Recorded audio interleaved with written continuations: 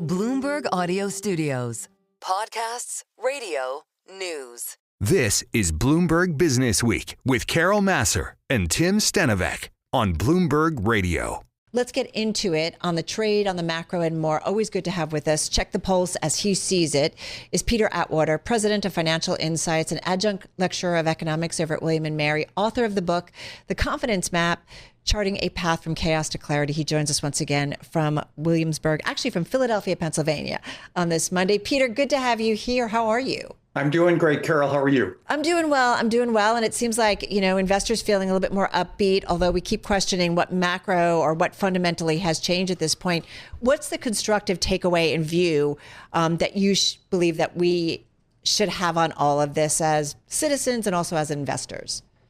Sure. So I don't know about you, but growing up, we played a lot of red light, green light in the neighborhood. and I feel like that is exactly what investors have been playing since the inauguration, that they're either all in or all out. And we're seeing them try to navigate it day to day.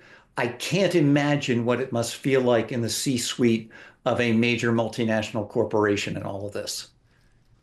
They probably feel like they have to kiss up or lose out, which is what most of them seem to do. And probably don't pull the trigger on things because they're just nervous about what comes next. Yeah. I wonder if you think one thing that's changed, Peter, is that investors have realized there are other places besides the USA, right? We were winning for so long that there was no reason to, say, invest in Europe. And now that kind of diversification all of a sudden seems pretty important. Yeah, and I was on your show a couple of weeks ago and said the U.S. runs the risk of being uninvestable. And this was before the Liberation Day. And there was a lot of concern that we've seen. And yes, there are alternatives. But I think it's useful to remember, too, that the kind of nationalistic, dominant, independent leader that we're seeing in the United States exists all over the world today. And so for investors, the challenge is now, if you want to diversify, remember that you're investing in what I call an era of a good few men. That these are times where you have to be very sensitive to your investing in different locations because you run the risk of either being an incredible beneficiary or an incredible victim of a certain independent leader. It's interesting, Peter. We've been talking with a lot of guests and they are making the assumption that we're now moving into the tax part of the Trump White House and the easing regulatory part of the Trump White House. And I'm just wondering, we kind of got the tariff part wrong initially, right? We thought it was going to be easy and it was just going to be a lot of talk, and it wasn't the case. And we're not done yet, even though there's some ease in the market.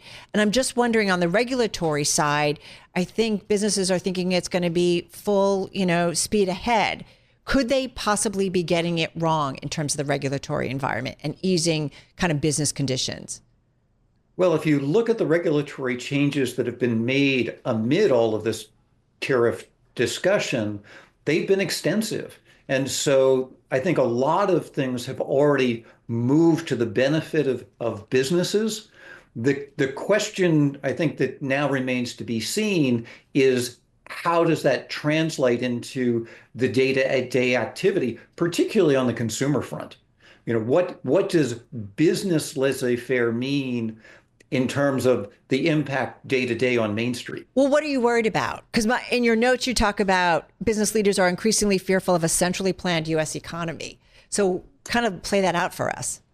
Yeah. So if I look at what's been going on, we are adapting the American economy to a particular style of leadership in Washington.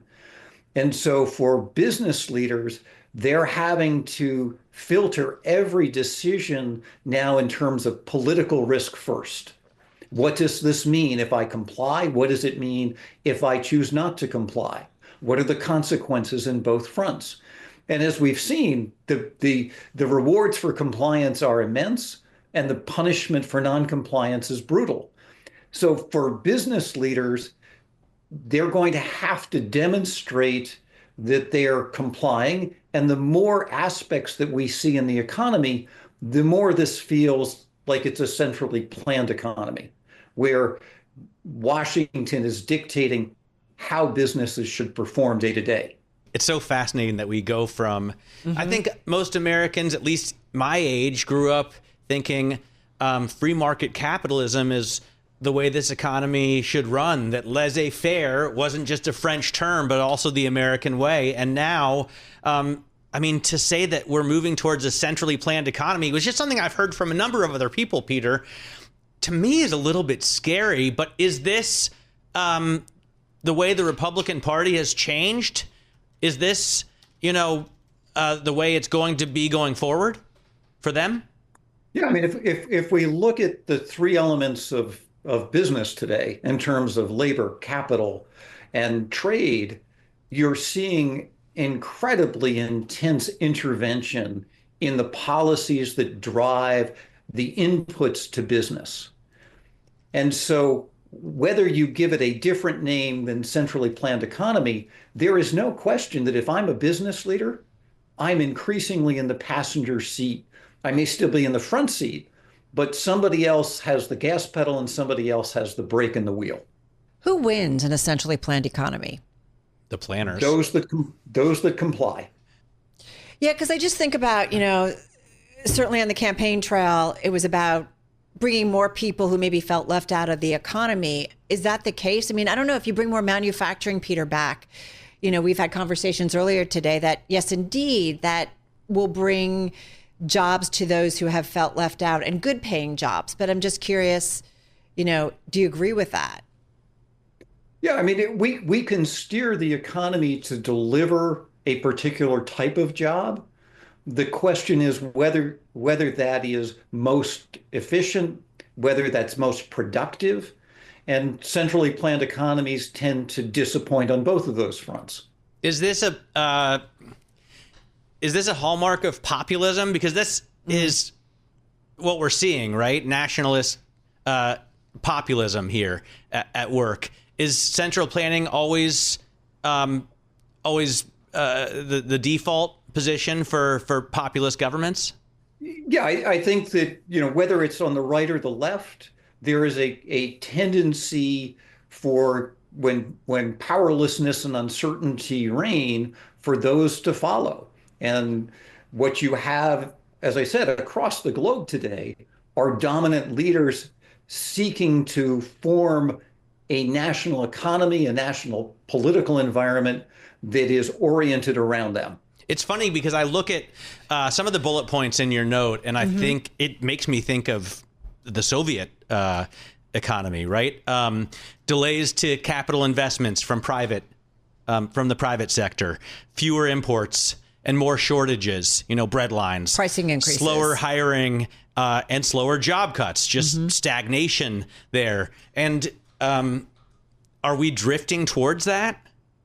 I think that what you're seeing is as business leaders strive to control the controllable, they're going to pull back on hiring. They're going to pull back on inventory. They're trying to do what they can in an environment that feels incredibly uncertain. The risk that they now run is that those decisions run contrary to the objectives of Washington. Where's the power of the investor in all of this, Peter? Because I think we've certainly seen it with the bond market, right? Sending very clear messages to the White House and the administration, and ultimately folks like, we assume, the Treasury Secretary responding to it with the president. But I'm just curious, where's the investor in kind of fighting back or pushing back on this? Well, in the same way that we've talked about, laissez-faire as being part of this capitalist system that we've been operating under, we've also had shareholder primacy. And so where is that investor? I think that investor is getting pushed further and further back in the line. At the same time, we've seen bond investors make noise, and I think that that's going to be a global concern. The United States is not the only one who has budget constraints that need to ultimately be addressed. So I think there's going to be a lot of tension between investors and national leaders moving forward. But you think that shareholders are less powerful? I mean, I guess these votes are usually controlled by large blocks. and that the bond vigilantes could still become active. Yeah, I think shareholders just watching what we've seen in the first several months of this new administration are clearly the tail to a dog. And so, and that again, they're going to have to understand that you will be a beneficiary or a victim. There's no moderate midpoint in that. All right, we're going to leave it there. Always thoughtful.